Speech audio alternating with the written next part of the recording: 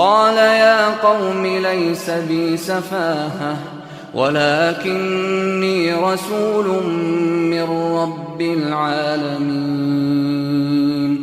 قال یا قومی، تو حضرت ہود نے بھی ارشاد فرمایا حضرت نوح کی طرح، ہے میری قوم کے لوگوں، لیس بالسفاہۃ، میں کسی بے عقلی میں مبتلا نہیں ہوں، میں کسی بے وقوفی میں مبتلا نہیں ہوں، ولیکنی رسول، میں تو رسول ہوں، من رب العالمین، سارے جہانوں کے مالک کا، شہنشاہ کا، میں پیغمبر ہوں، پیغمبر ہوں، ان کا بھیجا ہوا فرستادہ ہوں.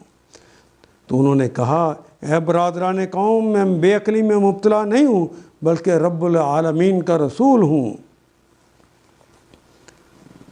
ابلغ رسالات ربی، اپنے رب کے پیغامات کا ابلاغ کرتا ہوں تم تک. ان آیات کو ایک دفعہ پھر تلاوت خود کیجیے، عربی مبین پڑھتے ہوئے دیکھیے، کیا بات پوری اندر اتر رہی ہے؟ کیا یہ اردو کے سانچے میں ڈھلتی گئی ہیں عبارتیں؟